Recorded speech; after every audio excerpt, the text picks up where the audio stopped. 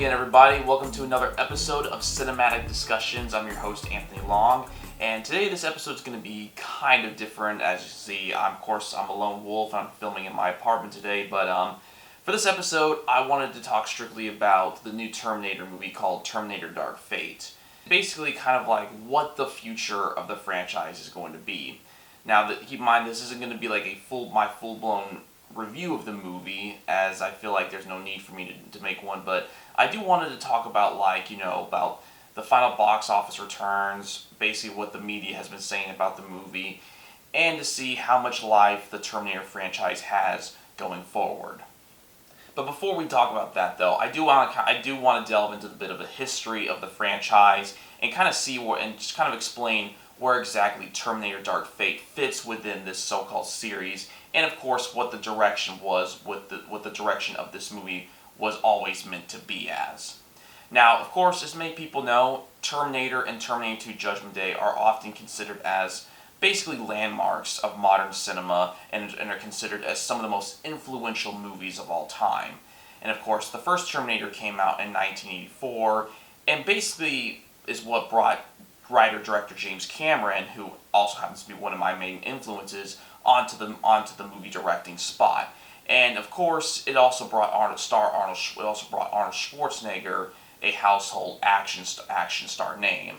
And then, of course, jump forward a few years to 1991 with Terminator 2 Judgment Day, which would be considered the infinitive action film of 1991. It was considered a huge landmark in what people could do with visual effects, and of course, overall, it was just considered by many as being like, if not as good as the original, but just even surpassing the original in many, many ways. Now, it wouldn't be until the 2000s that we would see another Terminator film, with, of course, the release of Terminator 3, Rise of the Machines, back in 2003.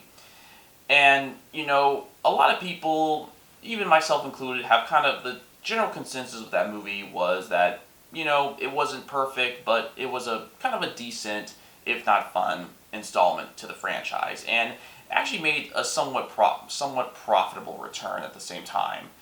And then, of course, after that, we had the TV series called Terminator: The Sarah Connor Chronicles, which I've never seen that show, but from what I've heard, a lot of people have said it's actually a very solid show, even though it only lasted for 2 seasons.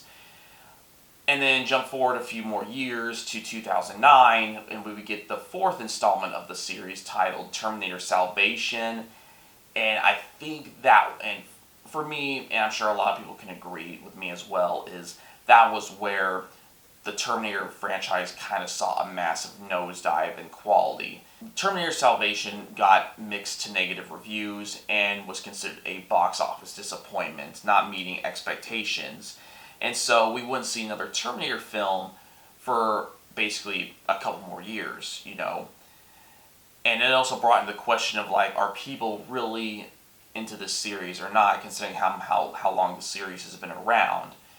And of course, in 2015, we would see, of course, the 5th Terminator film titled Terminator Genisys, which of course saw the return of Arnold Schwarzenegger playing his iconic role. And unfortunately, it took an even bigger nosedive in quality. In fact, a lot of people have said that is by far the worst Terminator film ever made. And I mean, I know it made some money, but if not a whole lot, but that was the point where a lot of people felt like, maybe did that film ultimately kill the franchise or not? Now, of course, that's up for debate, but bottom line is, it was a terrible movie that really, really should not have been made whatsoever. And then, of course, now we're here in 2019 with, of course, the 6th installment in the franchise called Terminator Dark Fate. Basically, the movie serves as, in its marketing, as like the return of James Cameron, who returned to produce the series, and the return of Linda Hamilton reprising her role as Sarah Connor, and of course Arnold Schwarzenegger returning as the T-800 again. What they were basically saying with this movie is that it was going to be not just a full-on reboot again or just a flat-out reboot of the series, but it was going to be it was touted as the true narrative sequel to Terminator 2 Judgment Day, which meant that Rise of the Machines, Salvation, and Genisys are no longer officially canon. Like, those movies don't exist in the franchise whatsoever. Now, I don't know if that's I don't know if that's a new trend in Hollywood now, which is making a sequel to the last critically acclaimed movie in a franchise and absolutely disregarding the other films that took place after that. Because I know they did the exact same thing with Halloween, which was, the brand new Halloween movie that came out in 2018, they were basically touting that as the true narrative sequel to the original Halloween, which came out in 1978, basically saying that every sequel that came after that is no longer officially part of the timeline. Like, those movies no longer exist in the Halloween universe. And and of course, nobody's counting Rob Zombie's movies because those were never really part of the timeline. They were just remakes, or reimaginings in his own. And he basically shot them the way that he felt. But anyway, back to Terminator. So basically, that's how they were marketing this film. And of course, there's been a lot of curiosity and a lot of talk about, like, how this movie was going to perform. Like, I know originally they were saying that the movie needed to perform, or it needed to make at least between 40 to 50 million in its opening weekend to be considered like somewhat of a success, or have the legs for it to become successful. Unfortunately, now, of course, the box office returns came in, and unfortunately, the movie only made about 29 million in its opening weekend, even though it opened up at number one. And in the eyes of a lot of people, that was considered to be a major disappointment. And of course, and there have been articles going on about it, and apparently this movie is now scheduled to lose approximately between $100 to $120 million, which is pretty big, considering the fact that you got Paramount and 20th Century Fox and now, which is now owned by Disney, how they were basically in charge of, with the production of the film and everything. So yeah, that's a pretty big loss on both studios, considering the fact that they're two big household studio names, and now they're going to lose money on this property.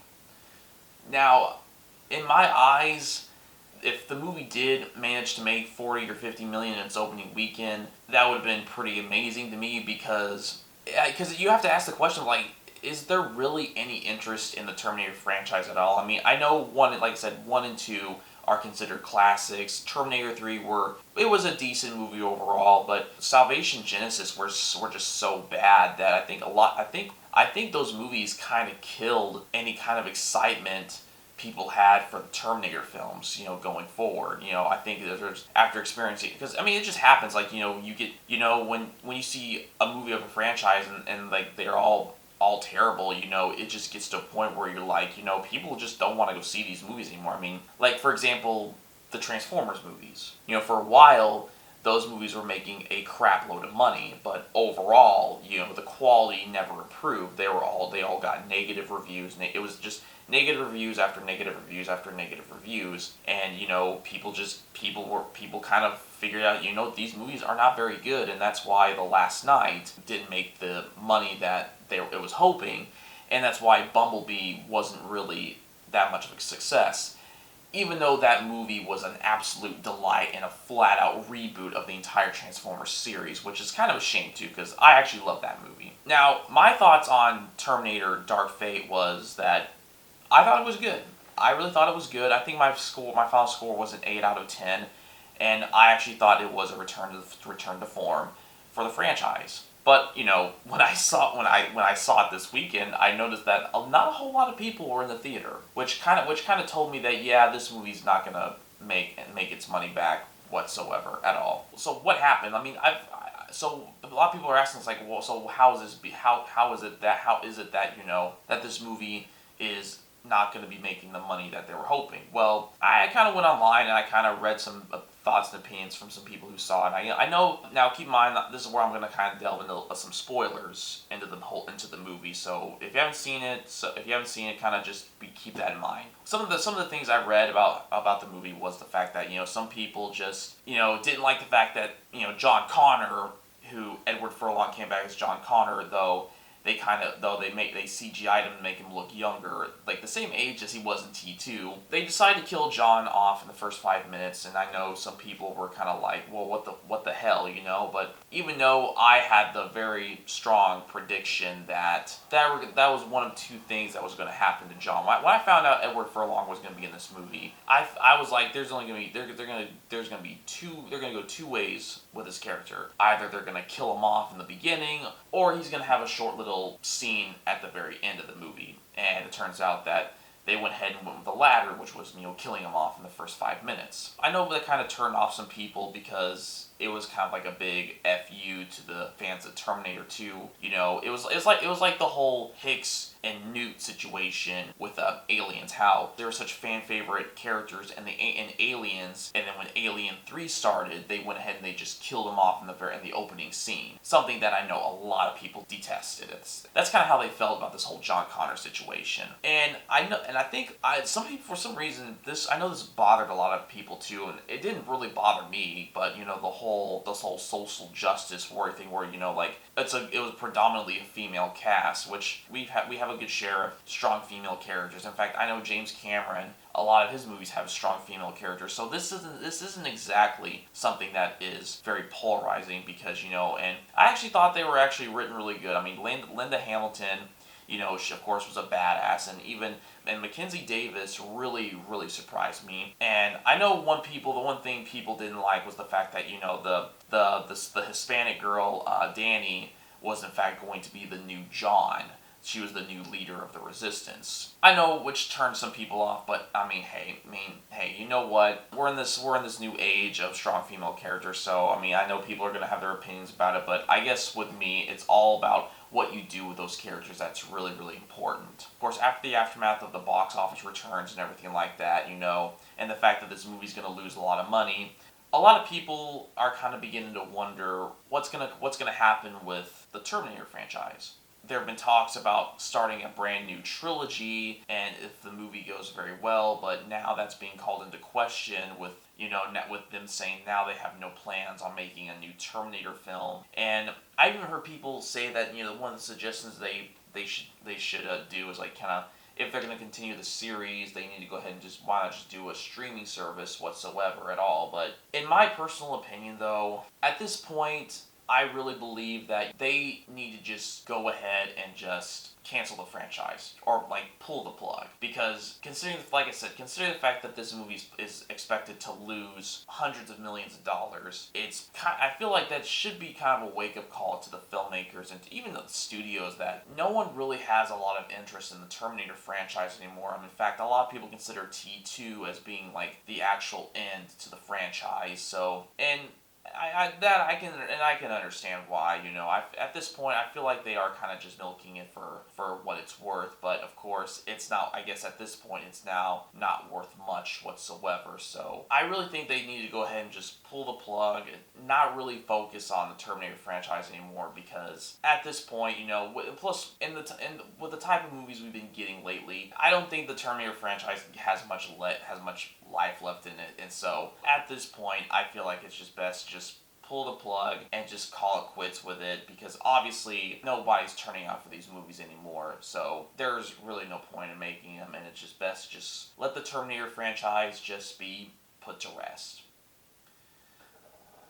Guys, I do want to say thank you so much for tuning into this brand new episode, and of course, let me know in the comments below, what did you think of Terminator Dark Fate? Did you go see it? Did you like it? And what do you think the future of the franchise is going from here on in? Now, of course, if you did enjoy this video, please show your support by clicking the like and share button, and of course, subscribe to the channel, as I do have more episodes coming out in the very near future. But of course, with all that said, thank you so much. You guys have a good night, and I'll see you next time.